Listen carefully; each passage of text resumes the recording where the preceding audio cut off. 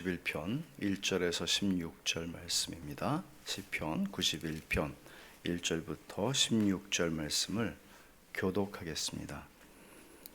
제가 1절을 먼저 보고 마지막 절은 같이 보겠습니다.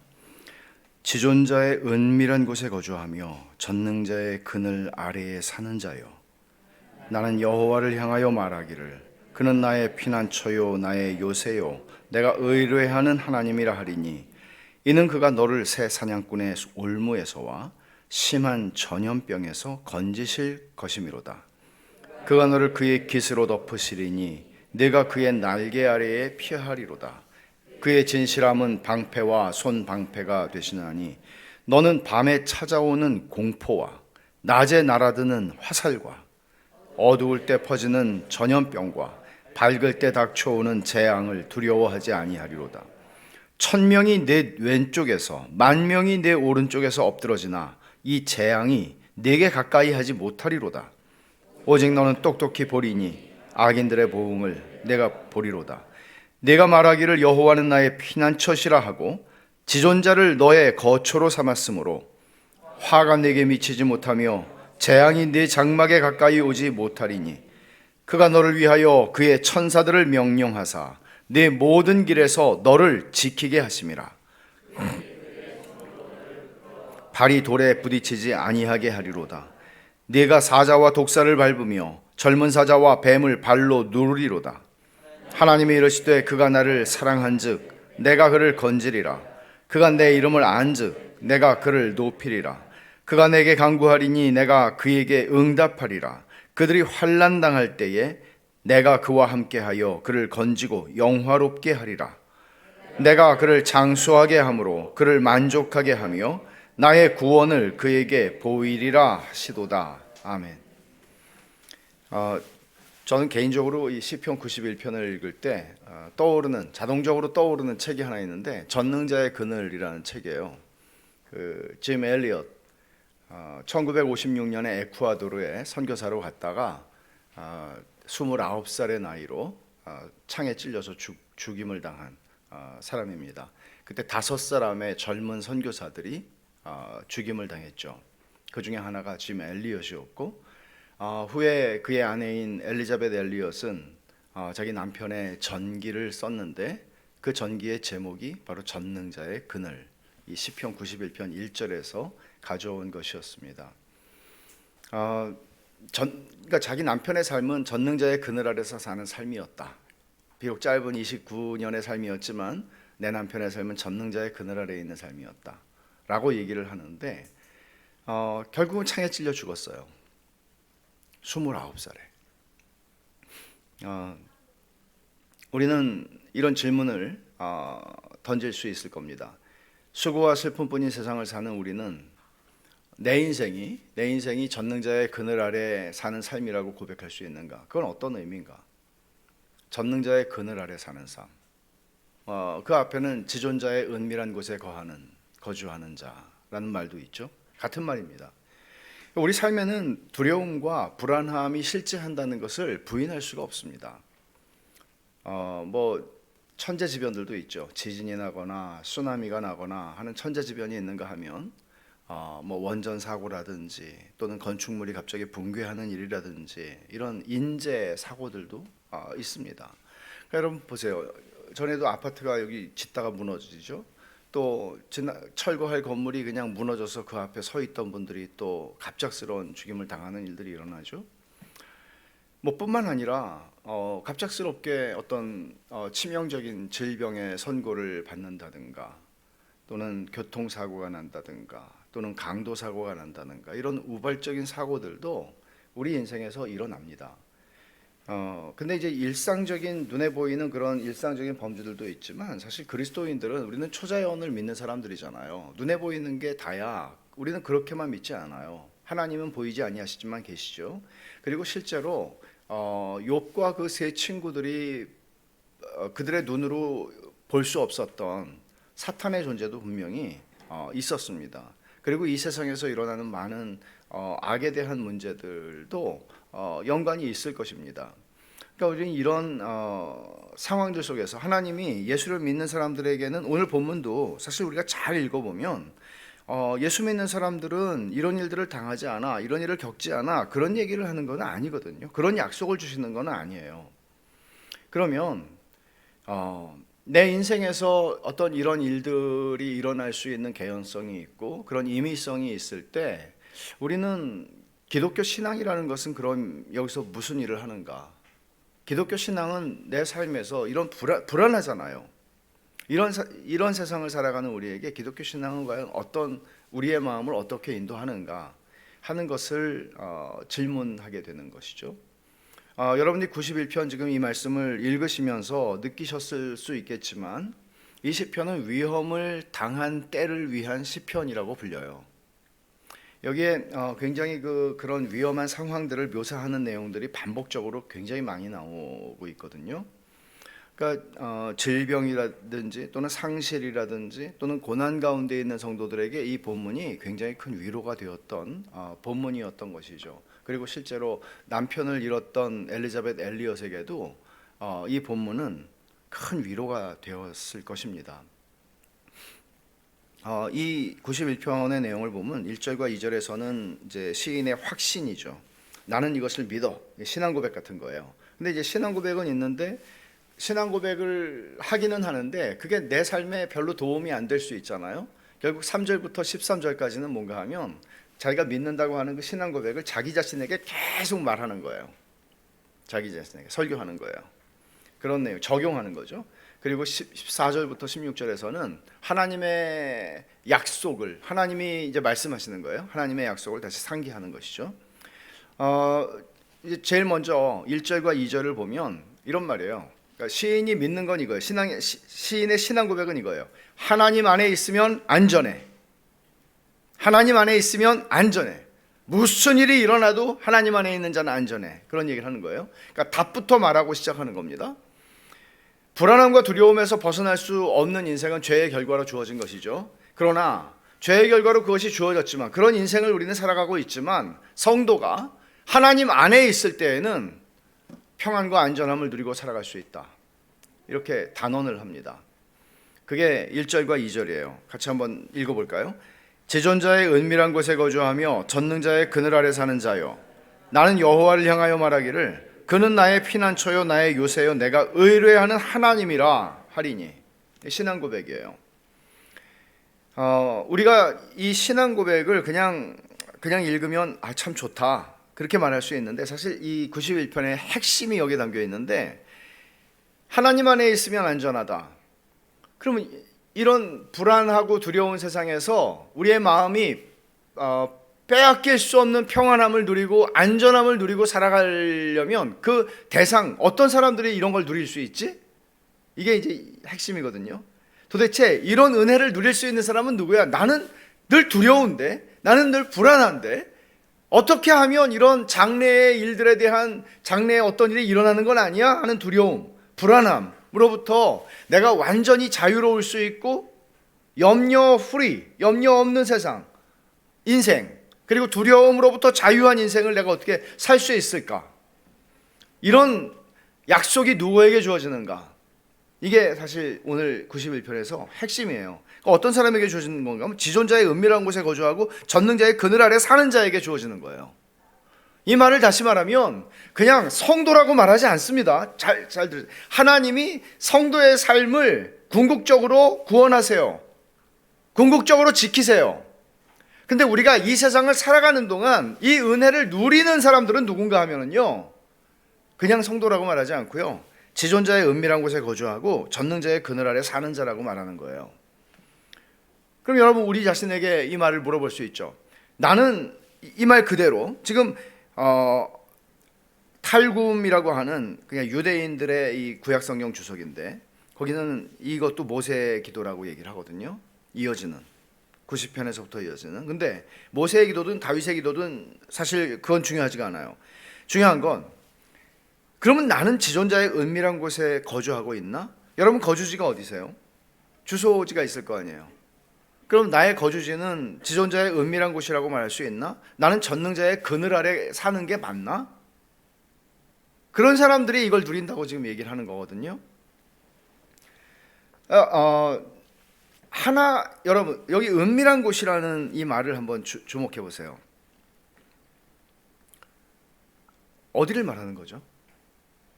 그러니까 은밀한 곳이라고 표현했을 때는 하나님과 나만 아는 곳이에요. 사실은 하나님과 나만 아는 곳에 거주하고 계세요. 하나님과 나만 아는 여기서 이제 은밀한 곳이라고 말할 때 일반적으로 이게 이제 성전을 가리키거든요.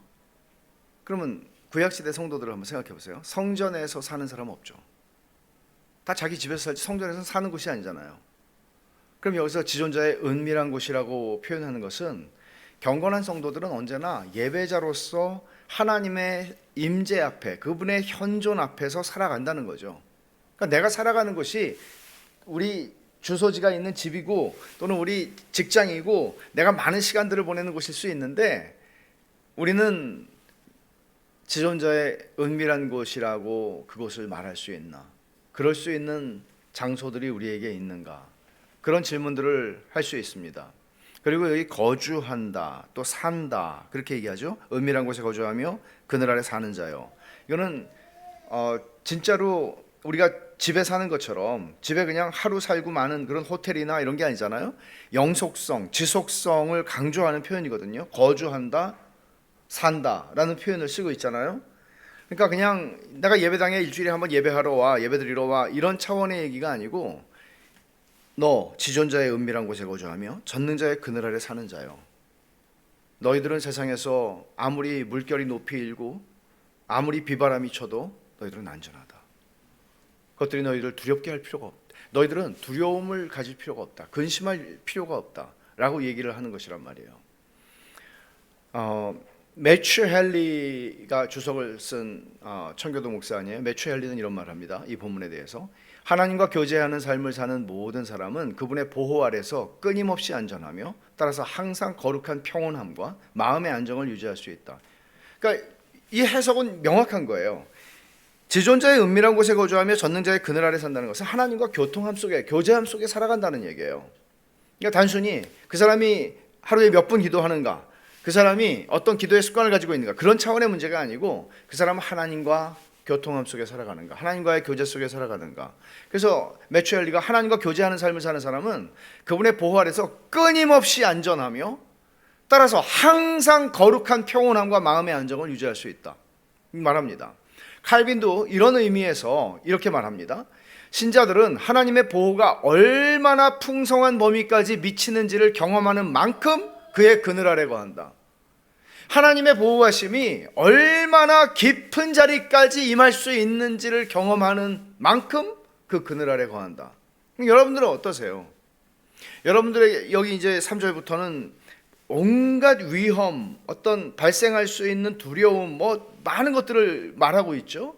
근데 거기서 내가 전능자의 그늘 아래 거한다면, 그리고 이렇게 심각한 상황 속에서 나를 하나님이 붙드셔서 평안을 누리게 하신다면 전능자의 그늘 아래 사는 것이죠.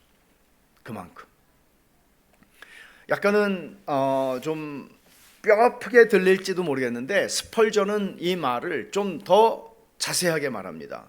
제가 이 말을 마지막에 다시 한번 인용을 할 생각인데, 스펄전의 말을 한번 잘 들어보세요. 여기에 약속된 축복은 모든 신자를 위한 것이 아니다. 하나님과 친밀한 교제 가운데 사는 사람들을 위한 것이다. 하나님의 모든 자녀는 내적인 성소와, 그러니까 성전이 있잖아요. 근데 이제 내적인 성소, 우리의 마음에 내적인 성소와 속죄소를 바라보겠지만, 그 성소 안에 뭐가 있어요? 속죄소가 있잖아요. 그 십자가를 상징하는 거죠. 속죄소를 바라보겠지만, 모든 하나님의 자녀는 성전의, 구약시대에 성전과 성전의 지성소와 그 안에 속죄소를 바라보겠지만, 본 적은 없어도 그것을 향하고 있겠지만 모두가 지성소에 거하지는 않는다. 그들은 때때로 그곳으로 달려가고 가끔 다가가기를 즐기겠지만 습관적으로 신비한 임재 속에 거하지는 않는다. 이게 굉장히, 스펄전은 이렇게 얘기하는 거죠. 내가 은혜를 사모하는 사람이야, 그걸 말하는 게 아니에요. 은혜를 사모하는 마음도 너무나 소중하고 하나님이 주시는 귀한 마음이지만 그런 자리에 머무는 사람들에게 주시는 약속이 아니라 은혜를 사모해서 그 은혜 속으로 들어가서 은혜를 누리고 있는 사람들, 지존자의 은밀한 곳에 거주하며 전능자의 그늘 아래 사는 자요, 그런 사람들을 향해서 하신 말씀이라고 얘기하는 거예요. 그럼 이 말씀을 들으면 우리는 정말 내가 그런 교제, 하나님과의 교제 속에서 살아가고 있나? 내가 몇 분 기도하나? 내가 오늘 기도했나 안 했나? 이런 게 아니고 내가 그 하나님과의 교제 속에 살아가나? 이런 질문을 하게 되는 거죠. 다시 짐 엘리엇의 얘기로 잠깐 가보면 그가 대학 시절에 쓴 일기들이 있어요. 반가운 소식을 최근에 들었는데 어떤 출판사가 이 짐 엘리엇의 일기를 출판하겠다고 하고 지금 그 돈이 별로 없는 출판사예요. 그런 하겠다고 그랬어요. 나오기를 바라는데 대학 시절에 쓴 일기들을 보면 그가 정말 짐 엘리엇은, 저 그 일기를 너무 좋아하거든요. 이 사람은 정말 대학생 19살짜리가 쓴 일기들을 보면 어떻게 이렇게 하나님을 사랑하고 어떻게 이렇게 지존자의 은밀한 곳을 보여주는지 몰라요. 전능자의 그늘 아래 사는 사람. 그러니까 그 아내가 자기 남편의 일기를 쭉 보고 전기를 쓰기 위해서 보면서 일기만 보지는 않았겠죠. 사람들 자기 남편을 아는 모든 사람들이 인터뷰했겠지만 여튼 내 남편은 짐 엘리엇은 전능자의 그늘 아래 사는 사람이었다.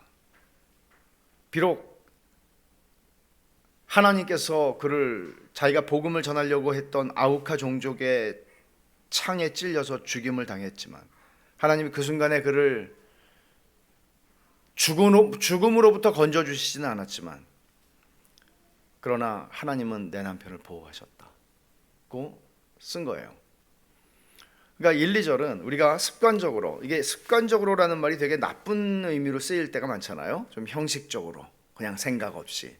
근데 여기서 우리가 습관적으로, 형식적으로라는 의미가 아니라 습관적으로 하나님께 가까이 나아가고 그 은혜 가운데 거한다면 고난과 시련 속에서 필요한 위로를 누리는 정도는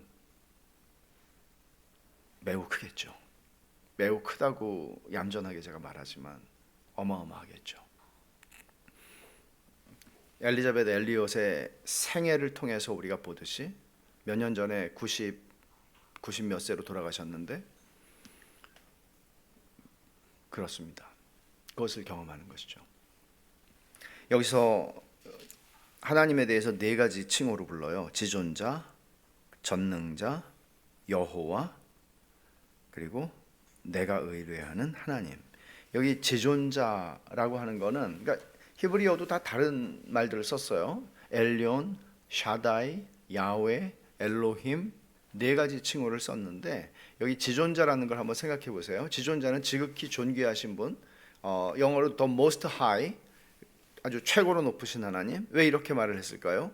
자기를 지금 덮쳐오는 두려움들, 자기를 향하고 있는 창끝, 칼끝, 이런 모든 두려움들을 볼 때 지존하신 하나님을 생각하면 지극히 높으신 하나님, 지극히 크신 하나님을 부러울 때 이런 것들은 축소가 되겠죠. 당연히 작아지겠죠. 지극히 크신 하나님과의 은밀한 교통 속에서 살아가는 자로서.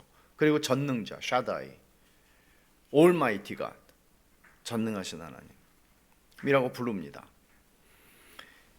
이제 3절부터 13절에서 시인은 자기가 1절과 2절에서 표명한 그 원리를 자기에게 적용을 해요. 이제 이게 사실 우리가 해야 되는 일이에요. 우리가 신앙생활을 하면서 살아가면서 3절부터 13절에 있는, 우리 신앙 고백하죠. 우리가 프랑스 신앙 고백의 한 부분을 가지고 주일날 신앙 고백을 하잖아요. 하나님의 섭리에 대해서. 그럼 그 섭리를 우리는 매주일 말합니다. 고백합니다. 우리 이걸 믿는다고. 근데 실제로는 그것을 우리 자신들에게 굉장히 힘든 형편과 상황이 주어졌을 때 우리 자신들에게 그걸 해야 되는 거예요. 3절부터 13절이 그 내용이에요.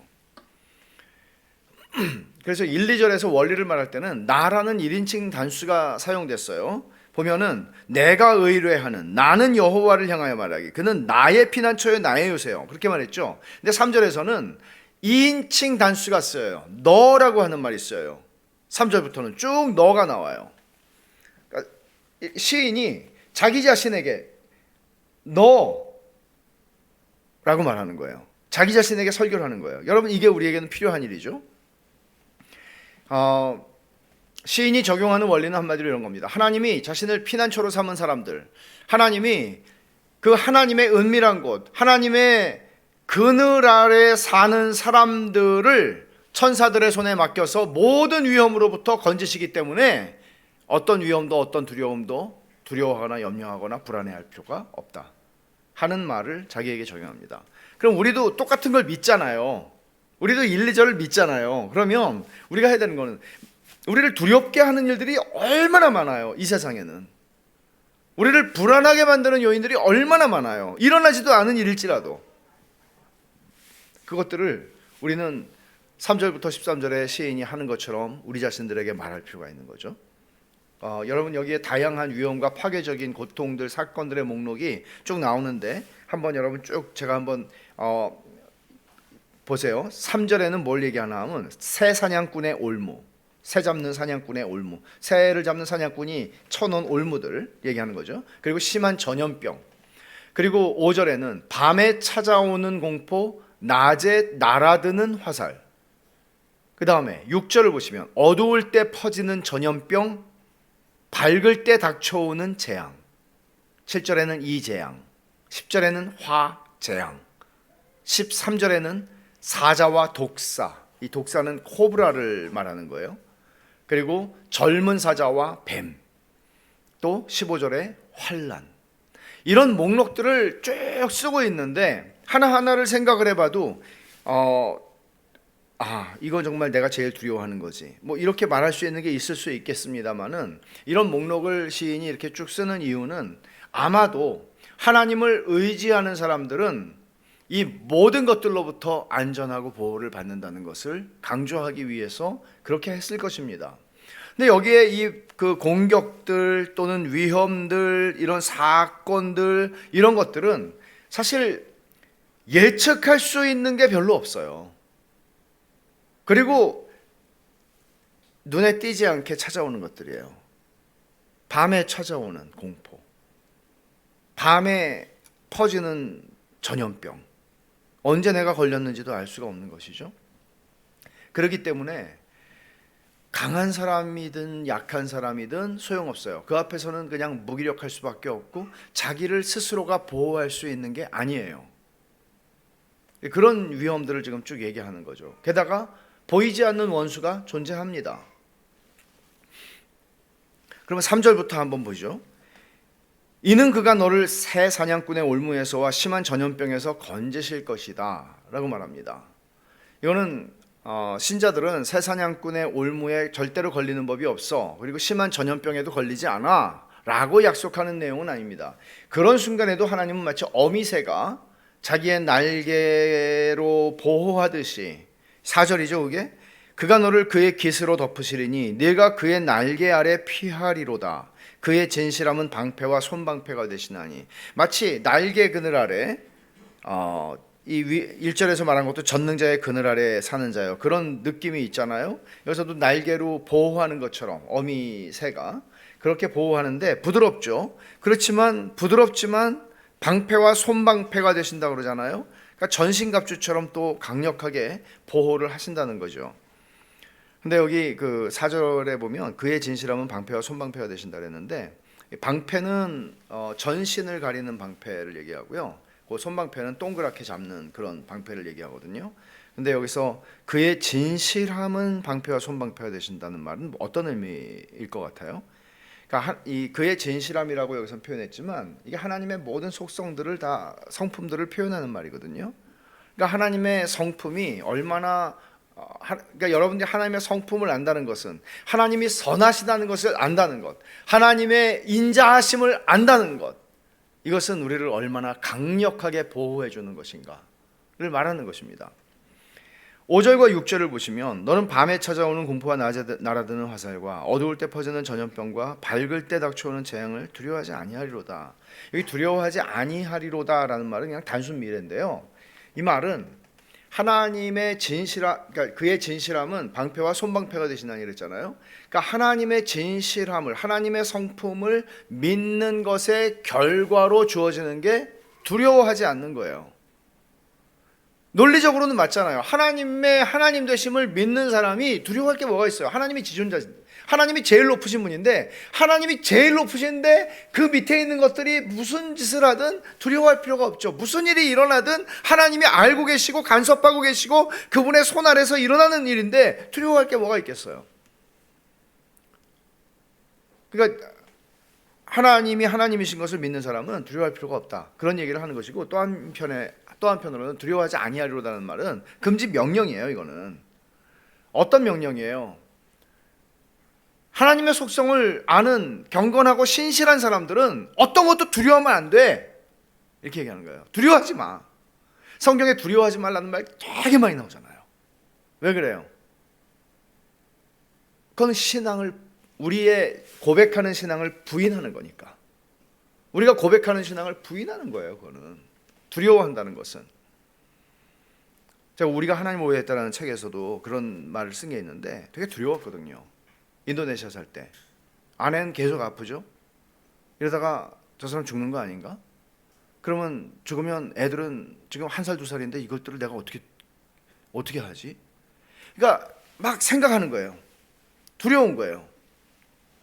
그러면서 불현듯 현타가 오는 거죠.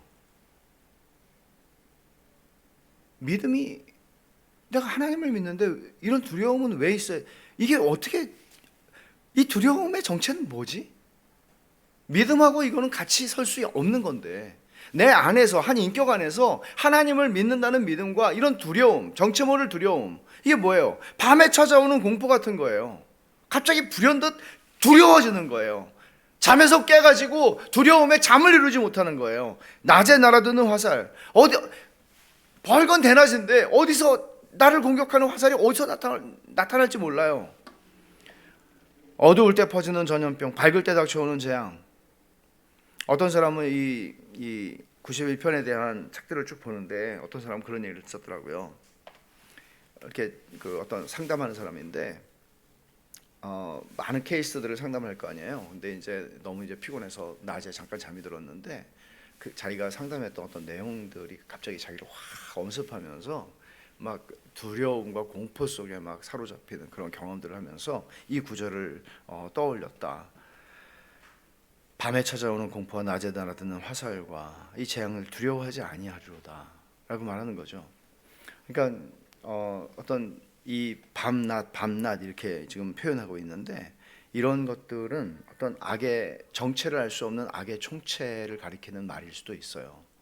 그러니까 사탄은 어떻게 해서든지 믿는 성도인 내 인생의 믿음을 무너뜨리기 위해서 총력을 기울이는 거죠. 저를 무너뜨리려고, 그리고 여러분들을 무너뜨리기 위해서 총력을 기울이는 거죠. 밤낮으로요. 여러분 그것을 인식하세요. 근데 그게 두려움의 대상이어야 합니까? 아니라는 거죠. 그래서 사실 에베소서 6장 16절에서 바울 사도가 하나님의 전신갑주를 입으라고 말할 때 이런 표현이 있어요. 악한 자의 모든 불화살을 소멸하며. 악한 자의 모든 불화살, 마귀가 쏘는 불화살이잖아요. 저도 옛날에 꿈에서 되게 힘들었을 때, 어떤 정말 굉장히 힘들었던 어떤 순간이 있었는데 꿈 두 개 꿨어요. 토네이도가 막 오는데, 차를 몰고 가는데 토네이도가 오는데 피할 데가 없는 거예요. 와, 죽었구나. 토네이도 막 집도 날아가고 자동차도 봉봉봉 뜨잖아요. 죽었구나. 그리고 얼마나 두려움이 있었던지. 그리고 한 번은 불화살이 막 이 영화에 보면은 그 적벽 뭐 이런 거 보면은 막 불화살 엄청 오잖아요. 피할 수가 없는 거예요. 근데 바울 사도가 악한 자의 모든 불화살을 언급하고, 여기서도 지금 낮에 날아드는 화살과 이런 것들을 보면, 이런 것들이 때때로 우리 인생에서 두려움으로 우리들을 막 몰아갈 때가 있잖아요. 그렇지만 지금 이 사람은 뭘 하고 있나 하면 이런 것들을 지금 경험하면서 살아가는 거예요. 자기가 경험하면서 살아가는데 두려워하지 아니하리로다 라고 얘기하는 거잖아요. 여러분 7절과 8절을 보시면 1000명이 내 왼쪽에서 10,000명이 내 오른쪽에서 엎드러지나 이 재앙이 네게 가까이 하지 못하리로다. 하나님이 이렇게 말씀하시는 거예요. 네 옆에 있는 사람 다 죽어도 너는 괜찮아. 네 옆에 있는 사람 다 죽어도 너는 괜찮아.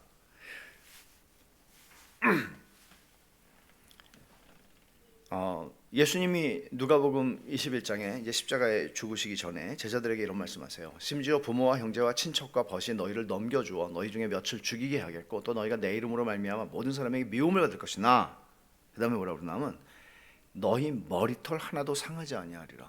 근데 이게 말이 좀 주님 말씀이지만 좀 웃긴 건 아니고 좀 이상하잖아요. 왜냐하면 미움을 받을 거래요. 주님 때문에 우리가. 그리고 감옥에 갈 거래요. 그리고 죽임을 당하기까지 할 거래요. 그런데 너희 머리털 하나 상하지 않는데요. 감옥에도 가고 죽임을 당하기까지 하는데 머리털 하나도 상하지 않을 거라고 주님 말씀하세요. 이 말씀을 어떻게 여러분들은 이해를 하고 계세요? 우리 인생에서 코로나가 아무리 극성해도 예수 믿는 사람은 믿음 없어서 걸리는 거야. 그거는 잘 믿으면 안 걸려. 벌써 이렇게 말 못하잖아요. 우리가 다 걸리잖아요. 그러니까 하나님께서 전염병에 걸리지 않아. 너희들은 어떤 사람들에게 공격을 받지 않을 거야. 너희들의 인생은 그냥 승승장구할 거야. 그런 약속을 하시는 게 아니란 말이에요. 다 일어납니다. 세상의 사람들이 겪고 살아가는 모든 일이 우리의 삶 속에서 다 일어납니다. 우리도 그걸 다 겪고 살아갑니다. 그런데 주님은 뭐라고 그러냐면 머리털 하나도 상하지 아니하리라라고 말씀하세요. 말하자면 하나님을 믿는 성도들은 질병이나 사고나 박해 때문에 죽지 않을 거야 라고 약속하는 게 아니에요. 그런 일이 일어날 수 있어요. 그러나 그런 모든 일들이 죄로 말미암아 하나님의 심판을 받는 재앙으로 임하지 않아요. 절대로. 하나님의 자녀들에게는. 왜냐하면 예수 그리스도께서 당신의 보혈로 우리의 죄를 씻으셨기 때문입니다. 하나님의 진노를 받으셨기 때문입니다. 그래서 8절에서 뭐라고 그래요? 오직 너는 똑똑히 보리니. 그러니까 이게 지금 자기 자신이 시인이 내가 지금 멸망당하는 것 같고 내가 지금 막 쭈그러지는 것 같고 그렇잖아요. 근데 하나님 말씀하시죠. 너는 똑똑히 보리니. 시인이 사실 자기에게 말하는 거거든요. 너 두 눈 똑똑히 뜨고 잘 봐. 똑똑히 보리니 악인들의 보응을 네가 보리로다. 악인은 누구예요? 지존자의 은밀한 곳을 모르는 사람이에요.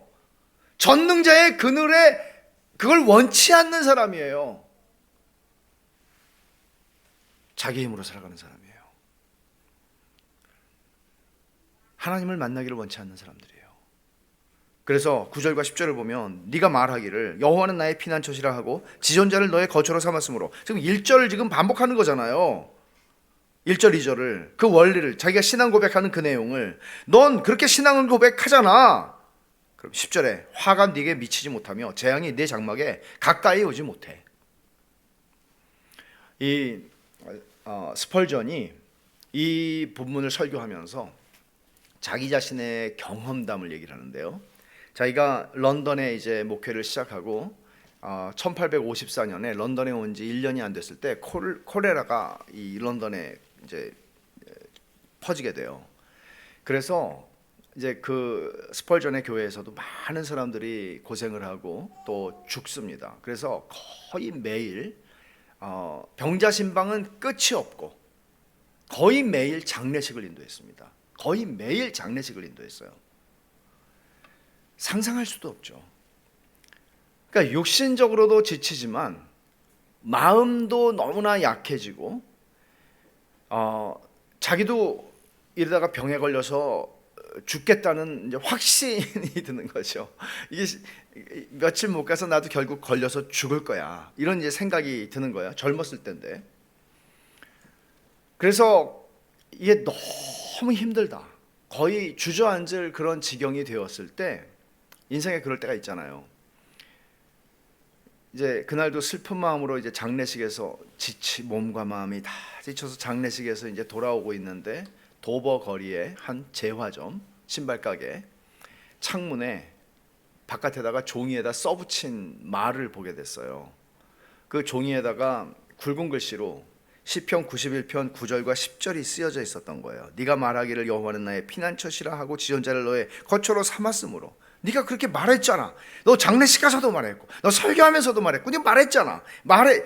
그러면서 화가 내게 미치지 못하며 재앙이 내 장막에 가까이 오지 못하리니 이 말씀을 읽었어요. 근데 스펄전은 이 말씀을 그냥 제화점 바깥에서 글자 써놓은 걸 읽었는데 그가 표현하는 바 즉각적으로 이 말씀이 자신의 영혼을 회복시켰다는 거예요. 시간이 걸리지 않고 즉각적으로 그 말씀이 스펄전의 마음에 안도감과 기쁨과 마치 그 새 힘이 독수리처럼 새 힘을 경험하게 만들었다는 거죠. 그리고 나서는 그 사건 이후 이 말씀을 경험한 9절과 10절의 말씀을 제화점 창문의 바깥에서 본 이후에 그는 다시는 그렇게 지치지 않았다고 그래요. 콜레라가 없어질 때까지. 그 사람의 그 스펄전의 고백이에요. 여러분 이런 하나님의 말씀을 경험해 보셨나요? 인생을 살면서? 그렇잖아요. 성경을 맨날 읽죠. 맨날 읽어요. 맨날 읽는데 아이고 죽겠네.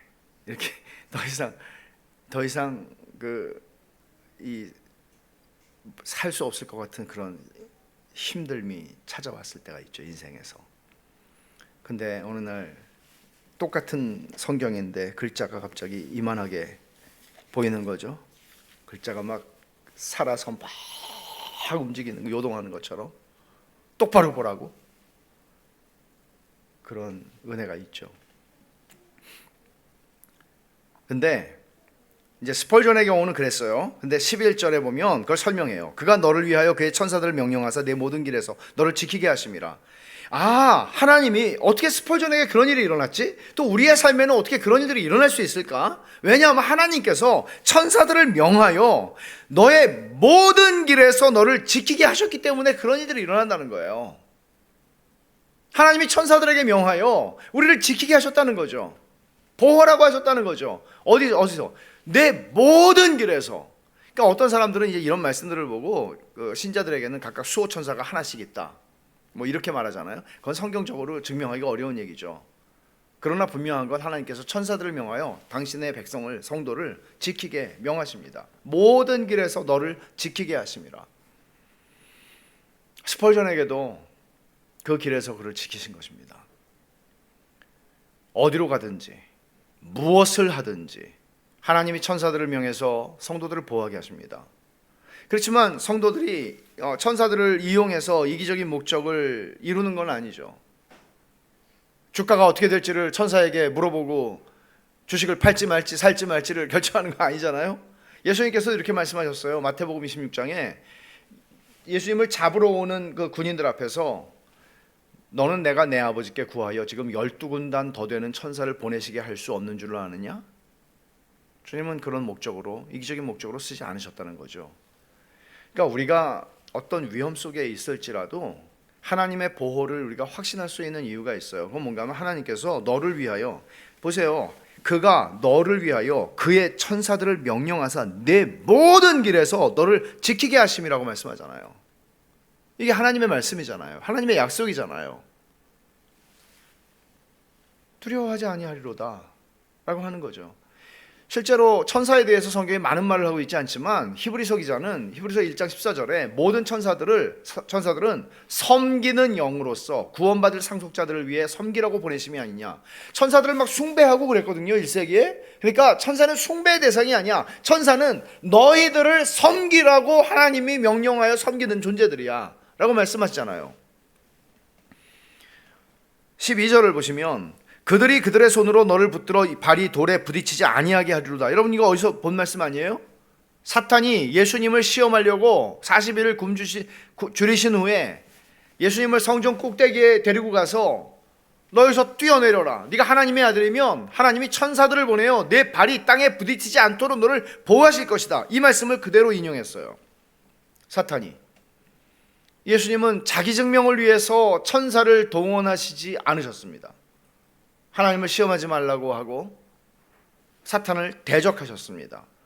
근데 그렇게 하시니까, 사탄을 대적하신 후에 여러분 마태복음 4장 11절에 이제 세 가지 시험을 다 지나죠. 그리고 나서 뭐라고 써 있나 하면 이렇게 써 있어요.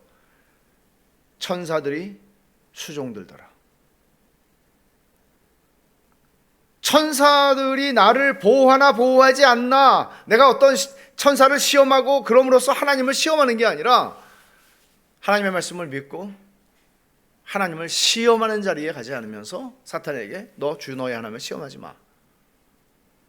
그러자 사탄이 쫓겨나게 되고 천사들이 수종들더라고 말하죠. 결국 주님은 사탄을 발로 밟으신 겁니다. 그게 13절의 말씀이죠. 네가 사자와 독사를 밟으며 젊은 사자와 뱀을 발로 누르리로다. 성도는 자기를 넘어뜨리려고 하는 모든 위험과 악의 세력으로부터 보호를 받을 뿐만 아니라 그것을 발로 밟습니다. 이래서 시인은 여기까지 13절까지 이게 자기가 믿는 신앙 고백을 자기 자신에게 적용하고 자기 자신에게 설교하는 거예요. 너 똑바로 들어, 똑바로 눈 뜨고 봐.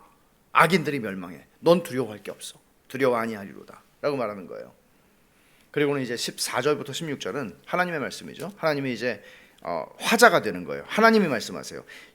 요 13절부터 13절까지는 내가 나한테 말하는 건데, 이제 14절부터 16절은 하나님의 약속을 다시, 마치 하나님이 내가 막 나한테 설교를 하고 있는데 갑자기 하나님이 나에게 말씀하시는 그런 내용이 나오죠.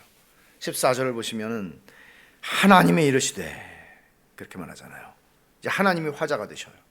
그가 나를 사랑한즉 내가 그를 건지리라. 그가 내 이름을 안즉 내가 그를 높이리라. 나를 사랑하고 내 이름을 안다는 게 뭐예요? 나를 사랑하고 내 이름을 안다.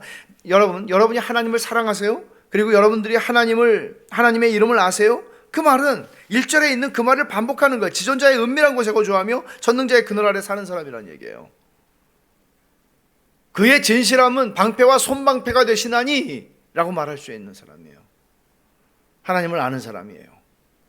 하나님이 내가 그를 건지리라, 내가 그를 높이리라 고 말씀하시죠. 이어지는 15절에서 하나님은 기도에 응답하셔서 환난 당할 때 그와 함께 하시고 그를 건지시고 영화롭게 하시겠다고 또 약속을 하십니다. 경건한 성도들은 하나님의 이 약속을 기억하는 사람들이에요. 매일매일 말씀을 읽으며 그 말씀을 기억하고 그 말씀을 새롭게 듣는 사람들이에요. 16절을 보시면 어떤 약속이 주어져요? 내가 그를 장수하게 함으로 그를 만족하게 하며 나의 구원을 그에게 보이리라. 장수라는 것은 구약 성경에서는 하나님의 축복을 상징하는 거잖아요. 근데 신약 성경에서는 뭐예요? 신약 성경에서는 영생으로 확대가 되는 거죠. 이게 영생으로 확대가 되는 거죠. 그래서 우리는 지상에서의, 이 땅에서의 행복이다, 이 땅에서의 어떤 것만을 바라는 것이 아니라 영원의 관점에서 하나님의 축복을 이제 헤아릴 수 없게 누리게 되는 것이죠. 그래서 경건한 성도가 만족한다는 것, 그를 만족하게 하며 라고 말씀하잖아요. 경건한 성도의 만족은 세상에서 오래 사는 것을 갈망하는 게 아니죠. 하나님과 함께 누리는 하나님의 임재, 그게 뭐예요? 지존자의 은밀한 곳에 거주하고 전능자의 그늘 아래 사는 만족이에요. 그리고 하늘의 영광을 갈망하는 것이죠.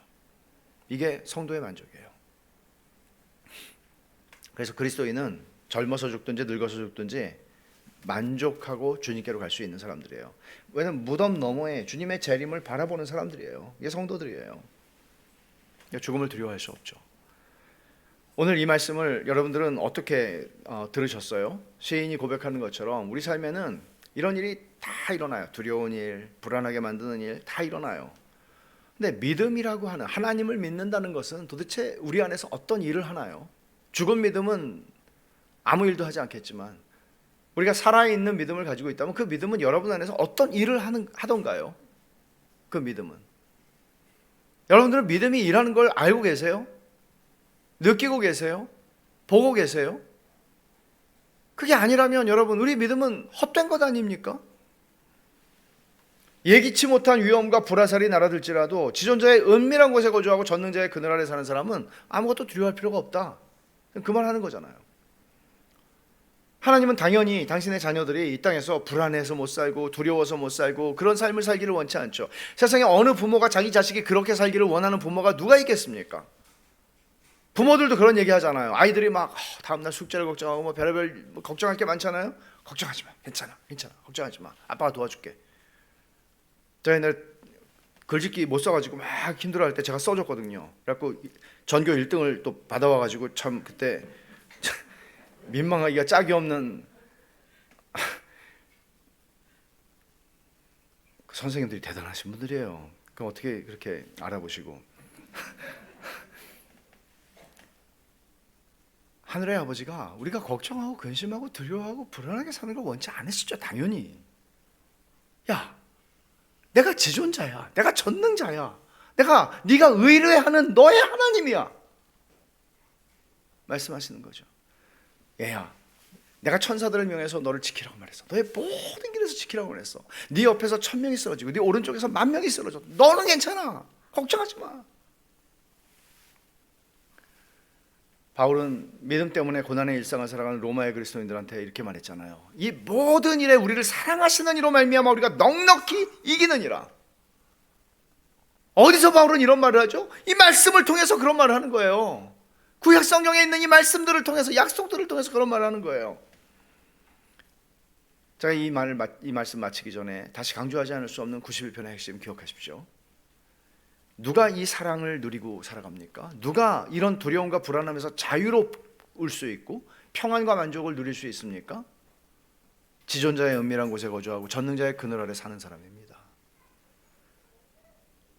모든 성도가 아니고요. 모든 성도를 궁극적으로 지키세요. 근데 이 땅을 살아가는 동안에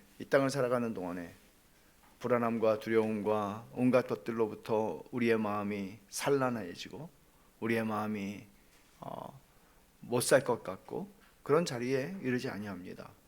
어떤 사람들에게 지존자의 은밀한 곳에 거주하고 전능자의 그늘 아래 사는 사람, 하나님과 깊이 교통하는 사람이요. 그들은 구원의 풍성함과 깊이를 누릴 수 있을 것입니다. 그럼 우리는 스스로에게 이렇게 이 말씀을 통해서 우리에게 물어야 합니다. 나는 그러한가? 나는 지존자의 은밀한 곳을 알고 있나? 나에겐 지존자의 은밀한 곳이 있나? 그것은 여러분의 차 안일 수도 있고요. 여러분의 사무실일 수도 있고요. 여러분의 침실일 수도 있고요. 지존자의 은밀한 곳은 어디입니까? 여러분들은 그 지존자의 은밀한 곳이 있긴 합니까? 그곳에 산다고 말하잖아요. 거주한다고 말하잖아요. 그렇게 거주하십니까? 그런 생각을 뒤집어서 할 수 있어요. 왜 이렇게 나는 두렵고 불안하고 인생이 이렇지? 믿는데도 매추 헨리가 말한 것처럼 하나님과 지속적으로 교제하는 삶이 없으니까. 당연하죠. 하나님을 습관적으로 신뢰하는 사람들은 습관적으로 그런 위험으로부터 구원을 받는다 말합니다. 스펄전의 말을 제가 다시 인용하고 마치겠습니다. 여기에 약속된 축복은 모든 신자를 위한 것이 아니다. 하나님과 친밀한 교제 가운데 사는 사람들을 위한 것이다. 하나님의 모든 자녀는 내적 성소와 속죄소를 바라보지만 모두가 다 거룩한 곳에 거하는 것은 아니다. 그들은 때때로 그곳으로 달려가고 가끔 접근하는 것을 즐기겠지만 습관적으로 신비한 임재 속에 거하는 것은 아니다. 기도합시다.